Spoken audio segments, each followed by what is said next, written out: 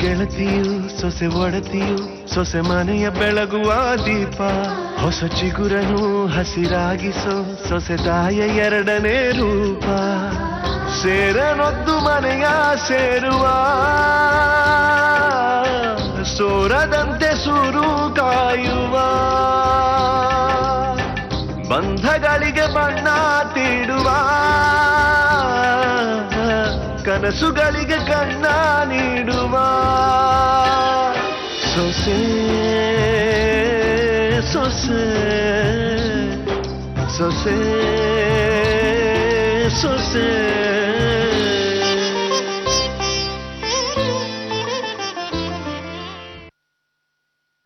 ಬೇರೆಯವ್ರ ಮಾತಿಗೆ ಬದಲಾಗೋ ಮನ್ಸನ್ನ ಯಾವತ್ತೂ ನಂಬಕ್ಕಾಗೋದಿಲ್ಲ. ನಿನ್ ಮನ್ಸು ಬದಲಾಗೋ ಮನ್ಸ? ನಾನು ನನ್ನ ಬಗ್ಗೆ ಹೇಳ್ತಾ ಇಲ್ಲ, ರಾಘವ್ ಬಗ್ಗೆ ಹೇಳ್ತಾ ಇದ್ದೀನಿ. ಏನೋ ಗೊತ್ತಿಲ್ಲ ಸುಧಾ, ಎಲ್ಲ ಭಾರನೂ ದೇವ್ರ ಮೇಲೆ ಹಾಕಿದ್ದೀನಿ.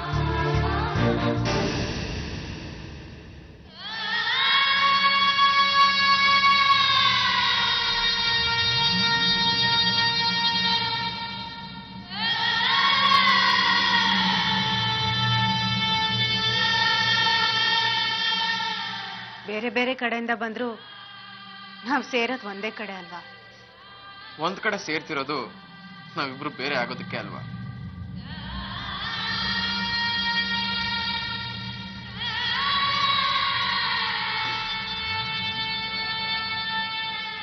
ಉತ್ತರ ಕೊಟ್ಟಿದ್ದಕ್ಕೆ ಥ್ಯಾಂಕ್ಸ್. ಬೇರೆ ಆಗಕ್ ಬಂದವರು ಮಾತಾಡಬಾರ್ದು ಅಂತ ಏನಿಲ್ವಲ್ಲ.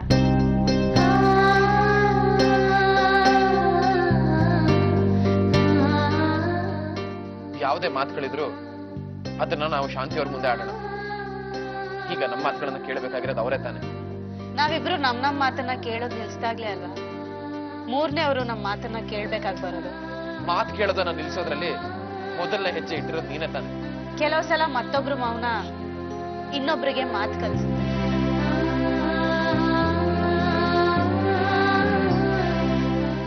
ಅದೇ ರೀತಿ ಮತ್ತೊಬ್ರು ಮೌನ ಇನ್ನೊಬ್ರು ದಾರಿ ಕೂಡ ತಪ್ಪಿಸುತ್ತೆ. ಸಾಧ್ಯನೇ ಇಲ್ಲ. ಮಾತು ಯಾವತ್ತಿದ್ರೂ ದಾರಿ ತಪ್ಪಿಸುತ್ತೆ ಹೊರತು ಮೌನ ಅಲ್ಲ. ಈ ಜಗತ್ತಲ್ಲಿ ಒಂದು ವಿಷಯ ಇದೆ, ಇದೇ ಆಗಿರುತ್ತೆ ಅಂತ ಯಾವತ್ತೂ ತೀರ್ಮಾನಕ್ಕೆ ಬರಕ್ಕಾಗೋದಿಲ್ಲ. ಯಾಕಂದ್ರೆ ಬದಲಾಗೋದು ವಿಷಯದ ಮೂಲ ಗುಣ. ಅದು ಮನುಷ್ಯನ ಮನಸ್ಸಲ್ಲಿರುತ್ತೆ. ಆ ಮನಸ್ಸು ನಿನಗೂ ಇದೆ.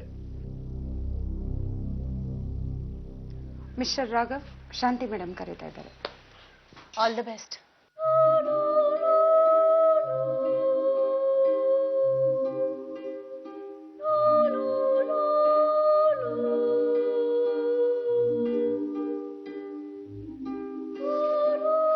Good morning madam. Very good morning. ಕೂತ್ಕೊಳ್ಳಿ ರಾಘವ್.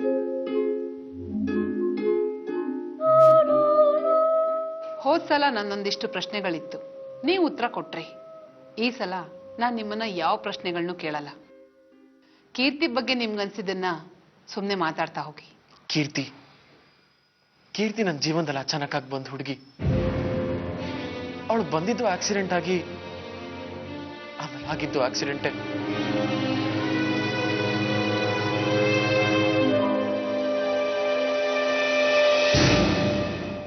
ನೀವು ಹೇಳಿದ್ದಷ್ಟು ಮಾತಲ್ಲಿ ನನ್ಗೆಲ್ಲೂ ಕೀರ್ತಿ ಮೇಲೆ ಕಂಪ್ಲೇಂಟ್ ಕಾಣಿಸ್ತಾ ಇಲ್ಲ ಮಿಸ್ಟರ್ ರಾಘವ್. ದೂರ ಆಗಕ್ಕೆ ಏನಾದ್ರೂ ಕಂಪ್ಲೇಂಟ್ ಇರಲೇಬೇಕಾ ಮೇಡಮ್?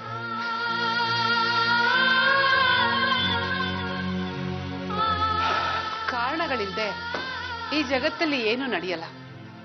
ಪ್ರತಿಯೊಂದಕ್ಕೂ ಒಂದಲ್ಲ ಒಂದು ಕಾರಣ ಇದ್ದೇ ಇರುತ್ತೆ. ಇಷ್ಟಕ್ಕೂ ಅಷ್ಟೊಂದು ಪ್ರೀತಿಸ್ತಿದ್ದ ನೀವು ಮದ್ವೆ ಆದ ತಕ್ಷಣ ಪ್ರೀತಿನ ಮಿಸ್ ಮಾಡ್ಕೊಳ್ಳೋ ಅಗತ್ಯ ಆದ್ರೂ ಏನಿತ್ತು? ಮಿಸ್ ಮಾಡೋ ಪ್ರತಿಯೊಂದು ಕಾರಣಗಳು ಹೇಳೇ ಮಿಸ್ ಆಗ್ತವ. ಅಂದ್ರೆ ಪ್ರತಿಯೊಂದು ಯಾವುದೋ ಒಂದು ಸಂದರ್ಭದ ಮೇಲೆ ಡಿಪೆಂಡ್ ಆಗಿರುತ್ತೆ ಅಂತೀರಾ? 100%.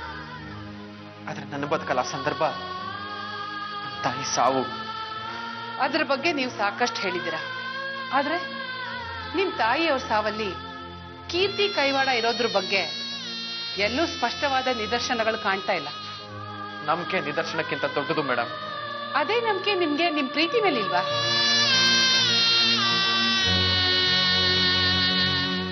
ಹೇಳಿ ಹೇಳಿ ರಾಘವ್, ಇವತ್ತಿಗೂ ಅವತ್ತಿನ ಪರಿಸ್ಥಿತಿಯಲ್ಲಿ ನಿಂತು ಮಾತಾಡಿದ್ರೆ ಖಂಡಿತ ಪ್ರೀತಿ ಇದೆ ಅಂತ ಅನ್ಬೋದು. ಹಾಗಾದ್ರೆ ನೀವು ಆ ಪರಿಸ್ಥಿತಿನ ಬಿಟ್ಟು ಹೊರಗೆ ಬಂದಿದ್ದೀರಾ ಅಂತಾಯ್ತು. ಇಲ್ಲ, ನಾನು ಅಲ್ಲೇ ಇದ್ದೀನಿ. ಆದ್ರೆ ಅದನ್ನ ಬಿಟ್ಟು ತುಂಬಾ ದೂರ ಹೋಗ್ತಿರೋಳು ಕೀರ್ತಿ. ಭಾವನೆಗಳನ್ನ ಹಾಳು ಮಾಡ್ಕೊತಿರೋಳು, ಹಾಳು ಮಾಡ್ತಿರೋಳು. ನಾನು ಅವಳನ್ನ ಮನೆಯಿಂದ ಆಚೆ ತಳ್ಳಿದ್ದು ಆ ಕ್ಷಣದ ಕೋಪ ಅಷ್ಟೇ. ಆದ್ರೆ ಇವತ್ತಿಗೂ ಅವಳು ಸಾಧಿಸ್ತಿರೋದು ಸೇಡು. ಆ ಕ್ಷಣದ ಕೋಪ ಕೊಡ್ತಿರೋದು ಈ ಉತ್ತರ. ಅದನ್ನ ಕೇವಲ ಸೇಡು ಅಂತ ನೀವ್ ತೀರ್ಮಾನಕ್ಕೆ ಬರಕ್ ಹೇಗ್ ಸಾಧ್ಯ? ನಾನು ಈ ತೀರ್ಮಾನಕ್ಕೆ ಬರ್ಬೇಕಾದ್ರೆ ಅವಳು ಯಾವ ರೀತಿ ಬಿಹೇವ್ ಮಾಡಿರ್ಬೇಕು ಅಂತ ನೀವೇ ಯೋಚನೆ ಮಾಡಿ ಮೇಡಮ್. ಆಯ್ತು, ಇದೊಂದೇ ಕಾರಣ ಇಟ್ಕೊಂಡು ನೀವಿಬ್ರು ಬೇರೆ ಬೇರೆ ಆಗೋದು ಎಷ್ಟು ಸರಿ? ಸರಿ ತಪ್ಪುಗಳ ಲೆಕ್ಕಾಚಾರಕ್ಕಿಂತಲೂ ಮನುಷ್ಯನ ನೆಮ್ಮದಿ ಮುಖ್ಯ. ನಾನೆಷ್ಟು ನೆಮ್ಮದಿಯಾಗಿರ್ತೀನೋ ನಮ್ಮ ಮನೆಯವರು ಅಷ್ಟೇ ನೆಮ್ಮದಿಯಾಗಿರ್ತಾರೆ. ಆ ನೆಮ್ಮದಿ ನೀವ್ ಕೀರ್ತಿನ ದೂರ ಮಾಡೋದ್ರಿಂದ ಬರತ್ತಾ ಹೇಳಿ? ಈಗ ಆಕೆ ಗರ್ಭಿಣಿ ಹೆಂಗಸಿನ ಮನ್ಸು ಒಂದ್ ಗಳಿಗೆ ಇದ್ದಂಗೆ ಇನ್ನೊಂದ್ ಗಳಿಗೆ ಇರಲ್ಲ. ಅದಕ್ಕೆ ಯಾರಾದ್ರೂ ಅವ್ರ ಜೊತೆ ಇರ್ಲೇಬೇಕು ಅಂತ ಹೇಳ್ತಾರೆ. ಆದ್ರೆ ಇಂಥ ಸಮಯದಲ್ಲಿ ಹೆಂಡತಿ ಬಯಸೋದು ನನ್ನ ಗಂಡ ನನ್ನ ಜೊತೆಗಿರ್ಲಿ ಅಂತ. ಕೀರ್ತಿ ನೀವು ಬಿಟ್ರೆ ಅವಳು ಒಂಟಿ ಆಗ್ತಾಳೆ ನಿಜ, ಆದ್ರೆ ಮಗು ಅವಳ ಜೊತೆಗೆ ಉಳಿಯತ್ತೆ. ಇಂಥ ಸಮಯದಲ್ಲಿ ನೀವು ಹೆಂಡತಿ ಜೊತೆ ಇರಬೇಕು. ನಿಮ್ ಮಗು ಅವಳ ಹೊಟ್ಟೆಯಲ್ಲಿ ಹಂತವಾಗಿ ಬೆಳೆಯೋದನ್ನ ನೋಡ್ಬೇಕು. ಅವಳು ಕೇಳಿದನ್ನ ತಂದ್ಕೊಡ್ಬೇಕು. ಅವಳ ಕೈ ಹಿಡಿದು ಕೂರ್ಬೇಕು. ಆಕೆ ನೆಮ್ಮದಿ ನಿಮ್ಗೊಂದು ಒಳ್ಳೆ ಮಗುನ, ಈ ಸಮಾಜಕ್ಕೆ ಒಳ್ಳೆ ಪ್ರಜೆನ ಸೃಷ್ಟಿ ಮಾಡ್ಕೊಡತ್ತೆ ಅಂತ ನಿಮ್ಗೆ ಯಾವತ್ತೂ ಅನ್ಸೇ ಇಲ್ವಾ? ಆಗಿರೋದು ಸಣ್ಣ ವಿಷಯ, ಇಷ್ಟಕ್ಕೆ ಮನಸ್ಸು ಬಡಿಯೋದು ಬೇಕಾಗಿರ್ಲಿಲ್ಲ. ಇವತ್ತಿದು ನಿಮ್ಗೆ ದೊಡ್ಡ ಅನಿಸ್ತಾ ಇರೋದು ನಿಮ್ ಮನ್ಸಲ್ಲಿರೋ ಸಣ್ಣ ಅಹಂಕಾರದಿಂದ. ಅದ್ ನಿಮ್ಗೆ ಗೊತ್ತಾಗ್ತಾನೆ ಇಲ್ವಾ ರಾಘವ್? ಆರೋಗ್ಯವಂತ ಅಹಂಕಾರ ಮನುಷ್ಯನ ಆಳ್ಬೇಕು ನಿಜ. ಯಾಕೆಂದ್ರೆ ಅದೇ ಆರೋಗ್ಯವಂತ ಅಹಂಕಾರ ನಮ್ಮಲ್ಲಿರೋ ಸ್ವಾಭಿಮಾನನ ಗಟ್ಟಿ ಮಾಡತ್ತೆ. ಆ ಅಹಂಕಾರ ಯಾವತ್ತೂ ದುರಹಂಕಾರ ಆಗ್ಬಾರ್ದು ರಾಘವ್. ಇಲ್ಲಿ ತನಕ ನೀವು ಕೀರ್ತಿ ಮೇಲೆ ಏನೇನು ಆಪಾದನೆ ಮಾಡಿದಿರೋ ಅದನ್ನ ಬಿಡಿಸ್ ನೋಡಿದ್ರೆ ನನ್ಗದ್ರ ಆಳ್ದಲ್ಲಿ ಕಾಣಿಸ್ತಾ ಇರೋದು ಕೇವಲ ಪ್ರೀತಿ. ಆ ಪ್ರೀತಿ ಕೀರ್ತಿಲೂ ಇದೆ, ಆದ್ರೆ ಅವಳ ಅಹಂಕಾರ ಅದನ್ನ ಬಿಟ್ಕೊಡ್ತಾ ಇಲ್ಲ ಅಷ್ಟೇ. ಇಬ್ರು ಒಂದೊಂದು ಹೆಜ್ಜೆ ಹಿಂದೆ ನಿಂತು ಮಾತಾಡ್ತಾ ಇದ್ದೀರಾ. ಅದಕ್ಕೆ ನಿಮ್ಗೆ ಆಳವಾದ ಕಂದ್ರ ಕಾಣಿಸ್ತಾ ಇದೆ. ಅದೇ ನೀವಿಬ್ರು ಒಂದೊಂದು ಹೆಜ್ಜೆ ಮುಂದೆ ನಿಂತು ಮಾತಾಡಿದ್ರೆ ಸಾಕು. ನಿಮ್ಮಿಬ್ರು ಮಧ್ಯೆ ಬಾಯಿ ಹಾಕಕ್ಕೆ ಈ ಮೂರನೇವಳು ಕೂಡ ಬೇಕಾಗಿರಲ್ಲ ರಾಘವ್. ಗಂಟು ಹಾಕೋದು ಕಷ್ಟ, ಗಂಟು ಬಿಡಿಸೋದು ಕಷ್ಟ, ಆದ್ರೆ ಗಂಟನ್ನ ಕತ್ತರಿಸೋದು ತುಂಬಾ ಸುಲಭ. ಕತ್ರಿ ಮಧ್ಯೆ ನಿಮ್ ಪ್ರೀತಿನ ಯಾಕೆ ಇಡ್ತೀರಾ? ಯೋಚನೆ ಮಾಡಿ.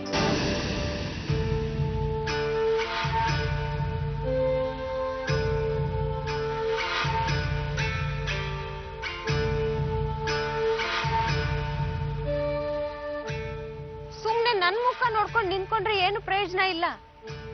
ಅಕಸ್ಮಾತ್ ಕೌನ್ಸಿಲಿಂಗ್ ಉಲ್ಟಾ ಹೊಡೆದ್ರೆ ನೀವೇನ್ ಮಾಡ್ತೀರಾ ಅನ್ನೋದನ್ನ ಯೋಚನೆ ಮಾಡಿ.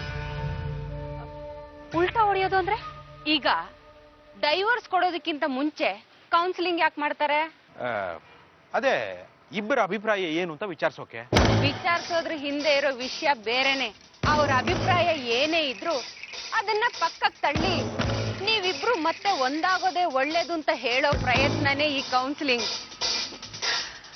ಅವ್ರ ಮನ್ಸಲ್ಲಿರೋ ಭಾವನೆಗಳನ್ನ ತಟ್ಟಿ ಎಪ್ಸಿ ನೀವಿಬ್ರು ಮತ್ತೆ ಒಂದಾಗೋದೇ ಒಳ್ಳೇದು ಅಂತ ಹೇಳೋದು. ಕೀರ್ತಿ ರಾಘವ ಆ ಮಾತನ್ನ ಕೇಳೋದು, ಆಮೇಲೆ ಅವರಿಬ್ರು ಒಂದಾಗೋದು.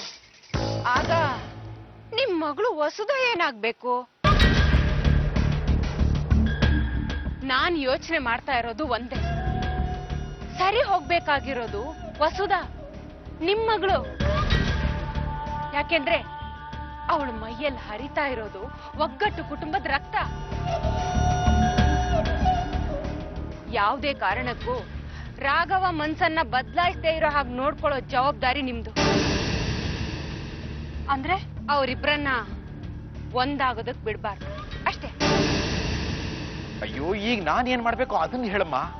ಯಾವುದೇ ಕಾರಣಕ್ಕೂ ಚೇತನ್ ಕಡೆ ಮತ್ತೆ ಹೋಗ್ಬಾರ್ದು ಅಂತ ವಸುಧಾ ಹತ್ರ ನಾನು ಮಾತು ತಗೊಂಡಿದ್ದೀನಿ. ಅವಳು ನಮ್ ಕಡೆ. ಆದ್ರೆ ರಾಘವ ಅದಕ್ಕೆ ನೀನೇನಾದ್ರೂ ದಾರಿ ತೋರಿಸ್ಬೇಕು ಗಾಯತ್ರಿ. ಯಾಕಂದ್ರೆ ನೀನು ಈ ಮನೆ ಮೊದಲನೇ ಸೊಸೆ ಲೆಕ್ಕಕ್ಕೆ ಬರ್ತೀಯ. ವಸುಧಾ ಎರಡನೇ ಸೊಸೆ ಆದ್ರೆ ನಿನ್ ನೆರಳಲ್ಲಿ ನೆಮ್ಮದಿಯಾಗಿ ಬದುಕೋತಾಳೆ. ದಯವಿಟ್ಟು ಏನಾದ್ರೂ ಮಾಡು ಗಾಯತ್ರಿ. ಏನಾದ್ರೂ ಮಾಡ್ಬೇಕನ್ನೋ ಕಾರಣಕ್ಕೆ ನಾನು ಪ್ರತಿ ಹಂತದಲ್ಲೂ ನಿಮ್ ಪರವಾಗಿ ಒದ್ದಾಡ್ತಾ ಇದ್ದೀನಿ. ನನ್ನ ಈ ಪ್ರಯತ್ನದಿಂದ ನಾಳೆ ದಿನ ನನ್ ಮೇಲೆ ಆರೋಪ ಬಂದ್ಬಿಟ್ರೆ ಹಾಗಾಗೋದಕ್ಕೆ ನಾವು ಬಿಡಲ್ಲಮ್ಮ.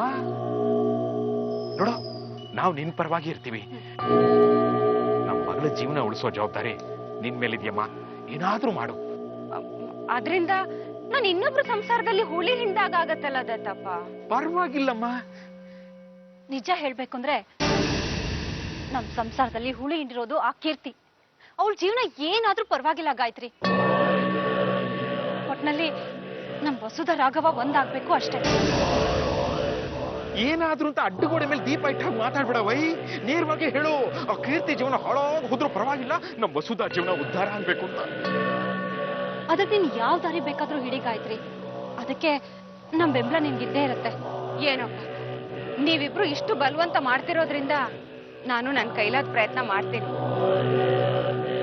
ಚೆನ್ನಾಗಿ ಬದುಕಿ ಬಾಳಿರೋ ಒಂದು ಕುಟುಂಬದ ಆರೋಗ್ಯ ಕಾಪಾಡೋದಕ್ಕೆ ನಾನು ಕೆಟ್ಟವಳಾದ್ರೂ ಅದು ಒಳ್ಳೇದೇ. ಯಾವುದೇ ಕಾರಣಕ್ಕೂ ಕೀರ್ತಿ ರಾಘವನ್ ಸೇರೋದಕ್ಕೆ ನಾನ್ ಬಿಡಲ್ಲ. ಗಾಯತ್ರಿ, ನಮ್ ಮಗಳಿಗೋಸ್ಕರ ಇದೊಂದು ಕೆಲಸ ಮಾಡ್ಕೊಟ್ಬಿಡಮ್ಮ. ನಿನ್ನ ಈ ಋಣನ ನಾವ್ 7 ಜನ್ಮಕ್ಕೂ ಮರೆಯೋದಿಲ್ಲ. ನಿಮ್ಮನೆ ಹಾಳು ಮಾಡೋ ನನ್ನ ಪ್ಲಾನ್ಗೆ ನೀವೆಲ್ಲ ಅಡ್ಡ ಬರ್ತಿದ್ರು ನನ್ನ ಕೆಲಸ ನಾನು ಮಾಡ್ತಿದ್ದೆ. ಈಗ ನೀವೇ ಮುಂದೆ ನಿಂತು ಸಪೋರ್ಟ್ ಮಾಡ್ತೀವಿ. ನಮ್ಮ ಮನೆ ಹಾಳು ಮಾಡು ಅಂದ್ರೆ ನಾನು ಬಿಡ್ತೀನಾ? ಕೀರ್ತಿ, ರಾಘವ, ಈಗ ನಿಮ್ಮ ಹಣೆ ಬರಹ ನನ್ನ ಕೈಲಿದೆ.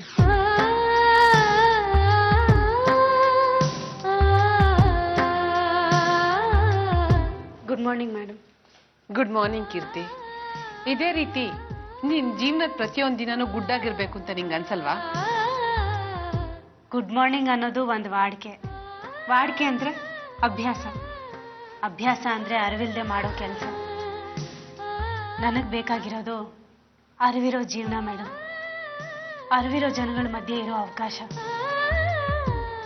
ಅರಿವಿಲ್ದೆ ಹುಟ್ಟೋದು ಪ್ರೀತಿ. ಕೂತ್ಕೋ.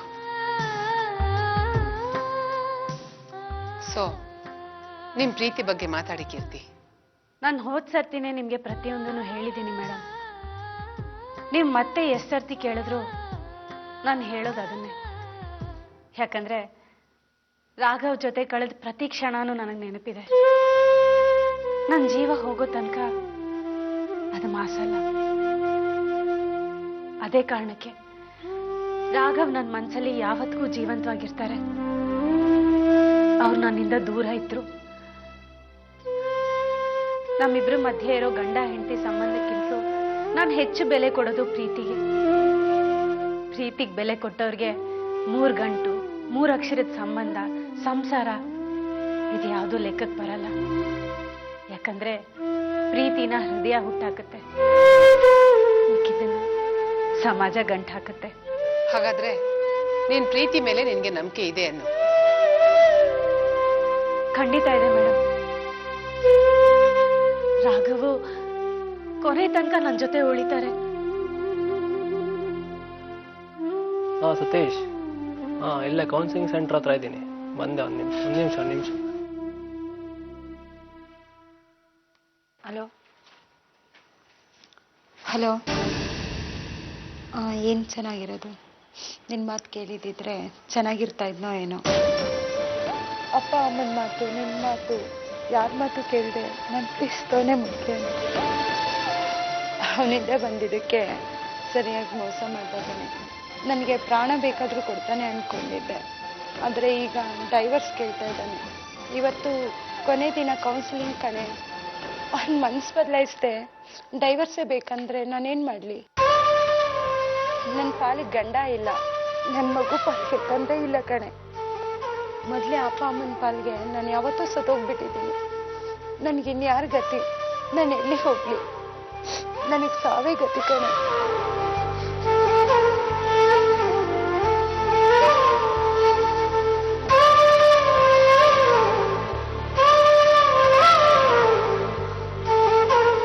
ಮೊದಲೇ ಅಪ್ಪ ಅಮ್ಮನ ಪಾಲ್ಗೆ ನಾನು ಯಾವತ್ತೂ ಸತ್ತೋಗ್ಬಿಟ್ಟಿದ್ದೀನಿ. ನನಗಿನ್ಯಾರ ಗತಿ? ನಾನು ಎಲ್ಲಿ ಹೋಗ್ಲಿ? ನನಗೆ ಸಾವೇ ಗತಿ ಕಣೆ.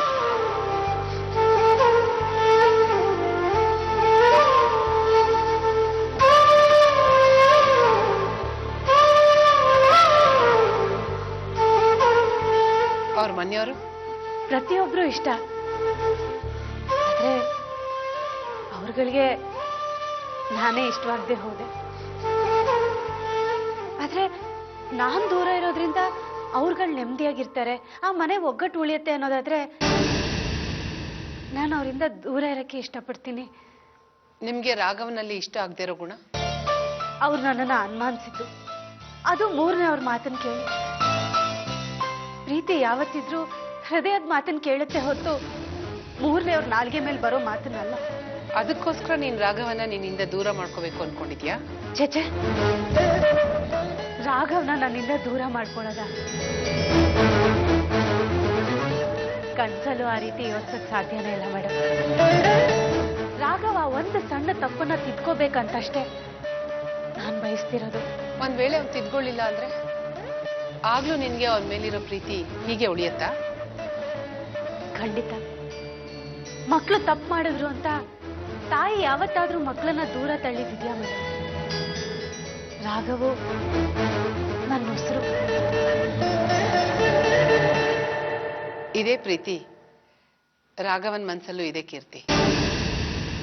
ಇವತ್ತು ರಾಘವ ಆಡಿದ ಮಾತುಗಳಲ್ಲಿ ನಿನ್ ಮೇಲೆ ಸಿಟ್ಟಿತ್ತು ನಿಜ, ಆದ್ರೆ ಆ ಸಿಟ್ಟಿನ ಆಳದಲ್ಲಿದ್ದು ಕೇವಲ ಪ್ರೀತಿ. ಈಗ ಅವನ ಮನ್ಸು ತಿಳಿ ಆಗ್ತಾ ಇದೆ.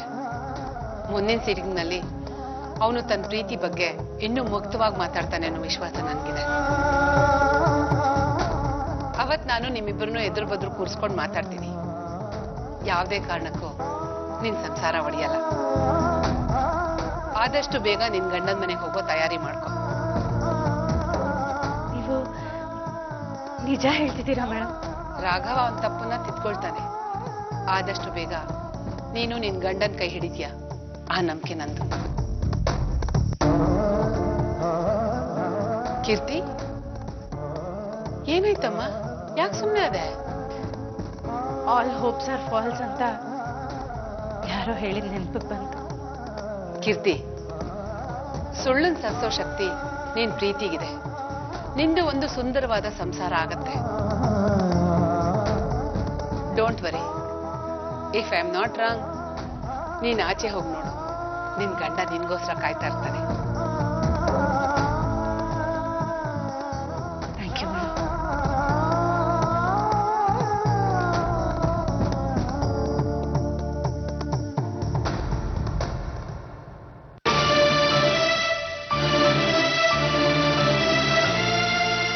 Excuse me.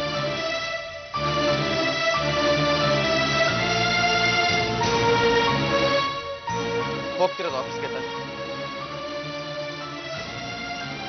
ನಾನು ನನ್ನ ಕಾರು ಇಬ್ರು ಹೋಗ್ತಿರೋದು ಅಲ್ಲಿಗೆ. ಐಮ್ ಸಾರಿ, ಬಾ ಅಂತ ಕರೀಲೇ ಇಲ್ಲ ಅಲ್ವಾ? ಬಾ, ಡ್ರಾಪ್ ಮಾಡ್ತೀನಿ.